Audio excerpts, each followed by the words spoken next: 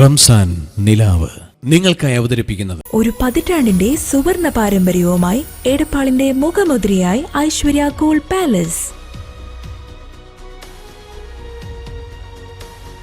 916 BIS hallmark HUID സ്വർണ്ണാഭരണങ്ങൾ. ഏറ്റവും പുതിയ മോഡലുകളിലുള്ള ലൈറ്റ് വെയ്റ്റ് ആഭരണങ്ങളുടെ ഏറ്റവും മികച്ച കളക്ഷനുകൾ.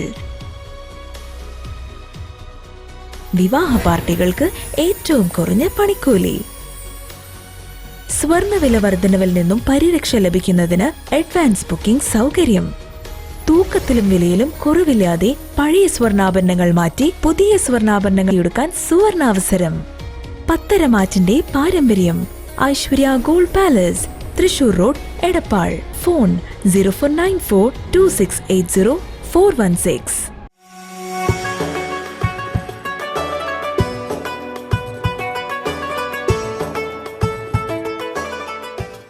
അസ്സലാമു അലൈക്കും വറഹ്മത്തുള്ളാഹി വബറകാതുഹു. ബിസ്മില്ലാഹി കഫാ വസ്സലാത്തു വസ്സലാമു അലാ മൻ ലാ നബിയ്യ ബഅദ വഅലാ ആലിഹി വഅസ്ഹാബിഹി അല്ലദീന ഹും അഹ്ലുസ് സിദ്ഖി വൽ വഫാ അമ്മാ ബഅദ്. ഖാല അല്ലാഹു സുബ്ഹാനഹു വതആല ഫിൽ ഖുർആനിൽ മജീദ് വസാരിഉ ഇലാ മഗ്ഫിറത്തിൻ മിർ റബ്ബിക്കും വജന്നത്തിൻ അർളുഹസ് സമാവാതു വൽ അർള് ഉഇദ്ദത് ലിൽ മുത്തഖീൻ. സദഖല്ലാഹു മൗലാനൽ അലിയുൽ അദീം. സ്നേഹാദരണീയരായ സഹോദരങ്ങളെ,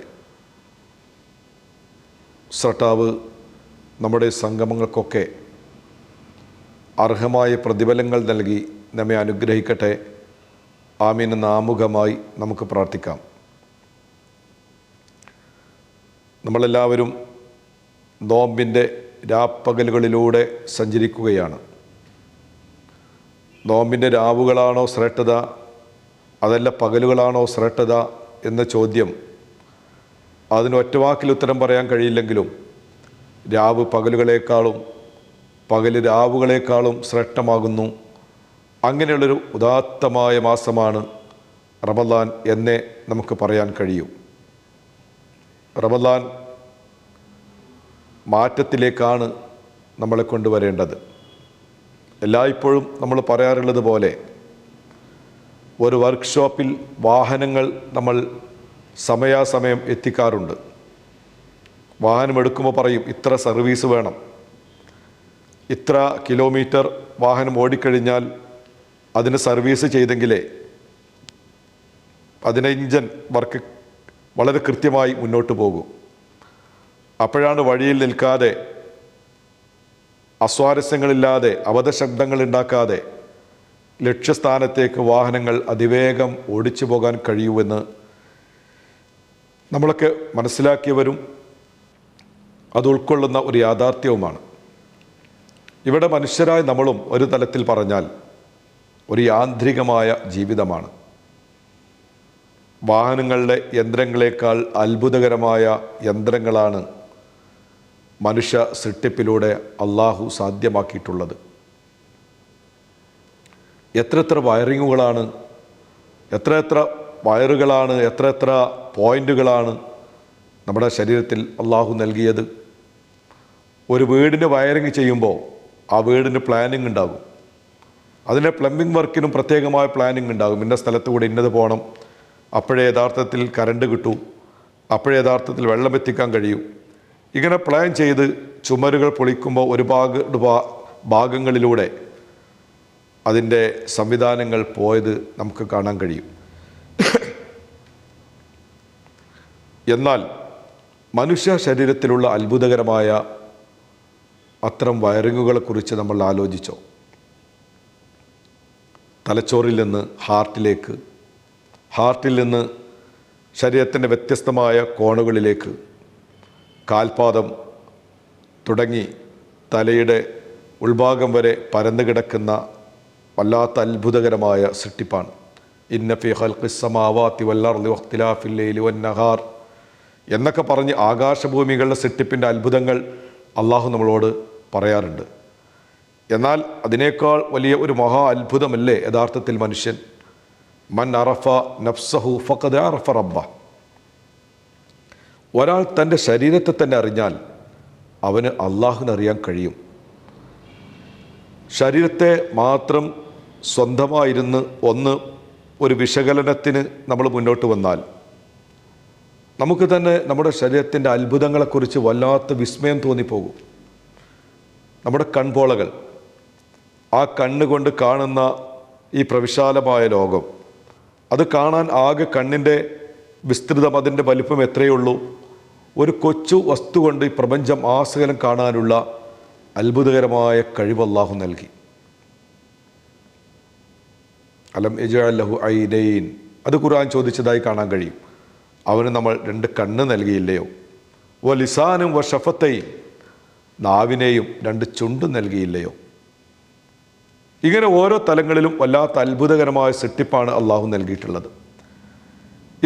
ഇതിനൊക്കെ വേണ്ട വിധം അള്ളാഹു നമ്മുടെ ഞരമ്പുകളാകുന്ന വയറുകളെ കൊണ്ട് അത്ഭുതകരമായ സംവിധാനങ്ങൾ നമ്മുടെ ശരീരത്തിൻ്റെ ഉൾഭാഗത്ത് അള്ളാഹു രൂപപ്പെടുത്തി. അതിനെ കൺട്രോൾ ചെയ്യാൻ പ്രത്യേകമായ ഒരു സംവിധാനവും. കാരണം ഇതൊക്കെ ഉണ്ടായിട്ടും ഇതൊന്നും സ്വമേധയാ ചലിക്കുന്നില്ലല്ലോ, മനസ്സ് പറഞ്ഞാലല്ലാതെ. ഉദാഹരണം, വിസർജനത്തിന് ഒരാൾ പോകുന്നു.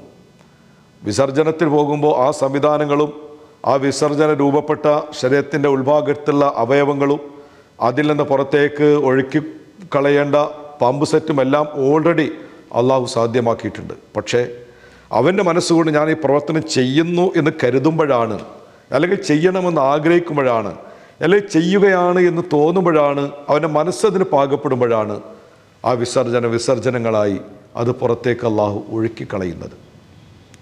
അത്രമേൽ അത്ഭുതകരമായ സൃഷ്ടിപ്പാണ് അള്ളാഹു സുബ്ഹാനഹു വ തആല ശരീരത്തിൻ്റെ ഉൾഭാഗങ്ങളിൽ ഞരമ്പുകളായും മറ്റു വസ്തുക്കളായും നമുക്ക് നൽകിയിട്ടുള്ളത്.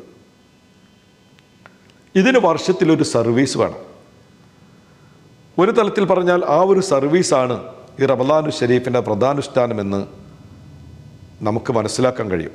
കുറേ ബുദ്ധിജീവികൾ റമദാനെക്കുറിച്ച് പറഞ്ഞത് അത്ഭുതത്തോടെ നമുക്ക് കേൾക്കാൻ കഴിഞ്ഞു. നമ്മൾ വായിച്ചവരാണ്. പ്രഗത്ഭരായ തത്വചിന്തകന്മാർ, ബുദ്ധിജീവികൾ പലപ്പോഴും ഇസ്ലാമിക വ്രതാനുഷ്ഠാനത്തെക്കുറിച്ച് വളരെ പ്രകീർത്തിച്ച് പറഞ്ഞതായി നമുക്ക് കാണാൻ കഴിയും. എന്തുകൊണ്ട്? അത് വല്ലാത്തൊരു അത്ഭുതകരമായ ഒരു പ്രവൃത്തിയാണ് മനുഷ്യനിൽ നടത്തിക്കൊണ്ടിരിക്കുന്നത്.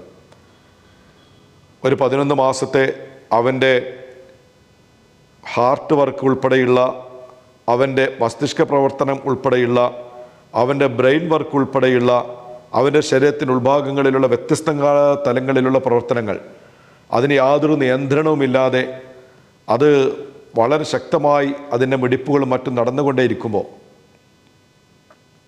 എവിടെയെങ്കിലും ഒരു ചെറിയ പോറൽ പോലും വരാതെ ഈ ഒരു മാസത്തെ സംസ്കരണ പ്രക്രിയ കൊണ്ട് അള്ളാഹു അതിന് ശക്തി നൽകുന്നുവെന്നതാണ് നമുക്ക് കണ്ടെത്താൻ കഴിയുക.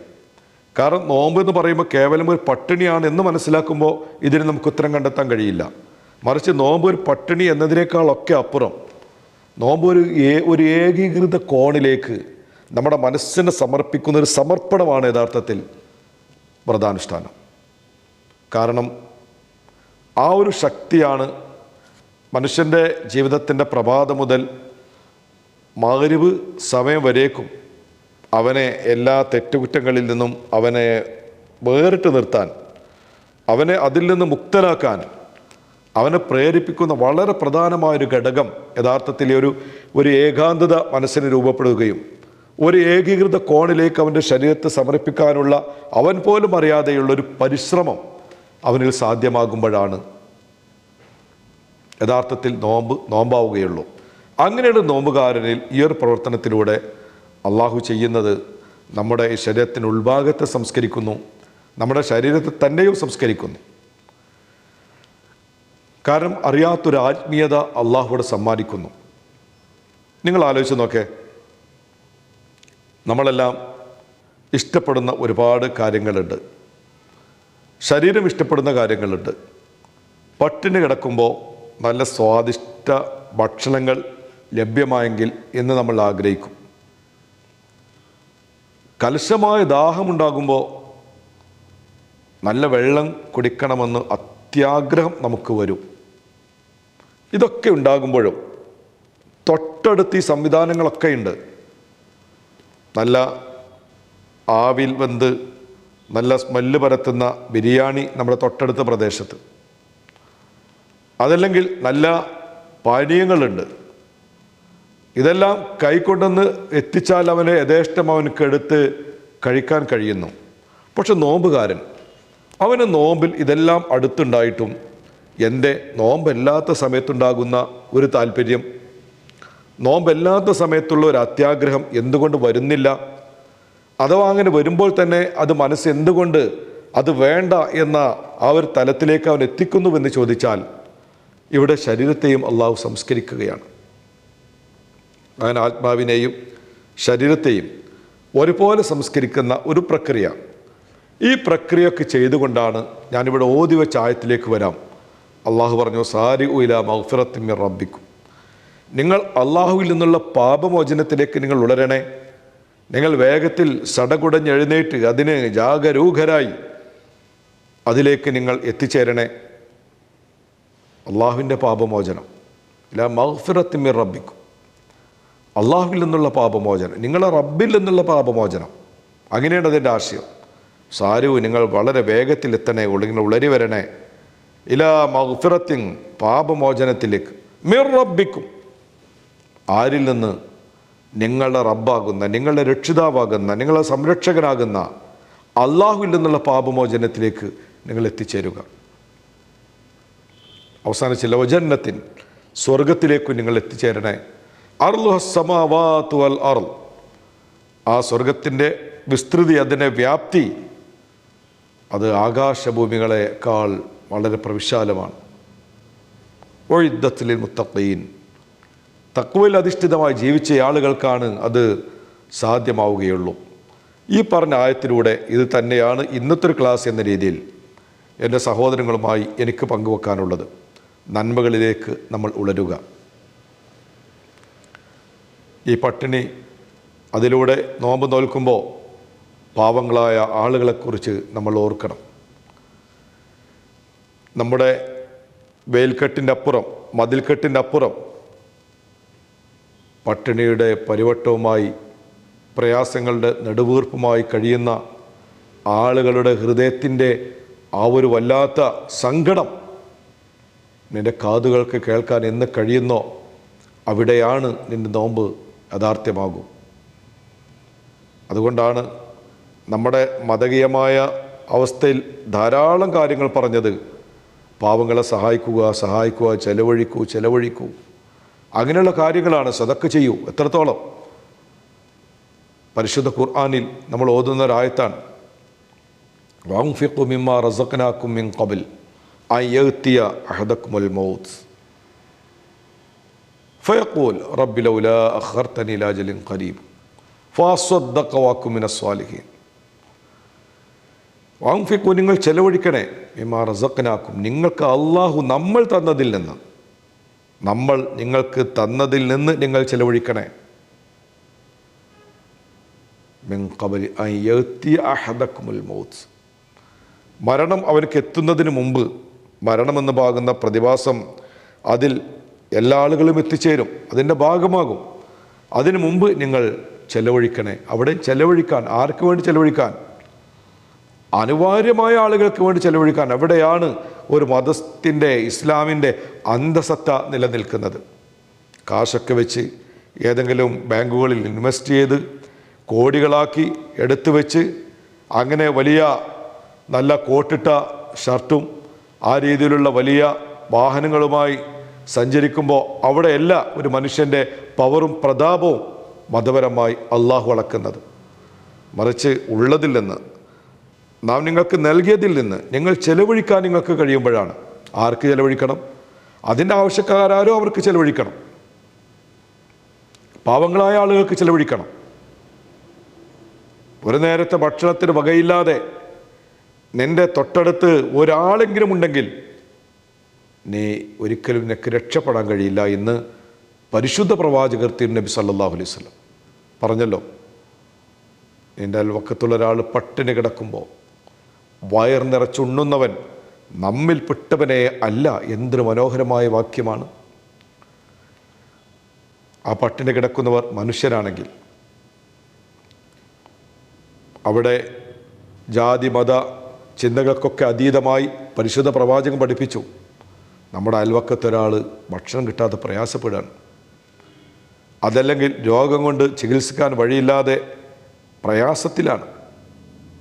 അങ്ങനെയൊക്കെയുള്ള ആളുകളുണ്ടെങ്കിൽ സഹോദര, ഈ റമദാനിൻ്റെ അനുഗ്രഹീതമായ സമയങ്ങളിൽ നമ്മൾ മനസ്സുകൊണ്ട് ചിന്തിക്കേണ്ട ഒരു കാര്യം, അത്തരം ആളുകൾക്ക് പരിചരിക്കാനും അത്തരം ആളുകൾക്കൊക്കെ ഒരു കൈത്താങ്ങാകാനും അങ്ങനെ ഒരുപാട് സുഹൃതങ്ങൾ ചെയ്താൽ അള്ളാഹു പറഞ്ഞ ഈ പാപമോചനത്തിലേക്കും സ്വർഗത്തിലേക്കും എത്തിച്ചേരാൻ കഴിയും. ഞാൻ ഇന്ന് അവസാനിപ്പിക്കുകയാണ്.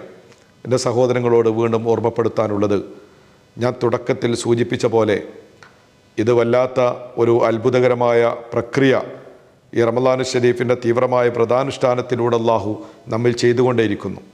ആ ചെയ്യുന്ന പ്രവർത്തനങ്ങൾ അക്ഷരാർത്ഥത്തിൽ പരിപൂർണമാകണമെങ്കിൽ ആശയത്തിലും ചിന്തകളിലുമൊക്കെ ആ ഒരു മൂല്യം നമ്മൾ ഉൾക്കൊള്ളുകയും ജീവിതം മനോഹരമാക്കി ഇതിലൂടെ അള്ളാഹുവിൻ്റെ ആ പരിശുദ്ധമായ ലിഖാ കാണാനുള്ള ഉത്കടമായ ആഗ്രഹത്തോടെ നമുക്ക് പ്രവർത്തിക്കാൻ കഴിയണം.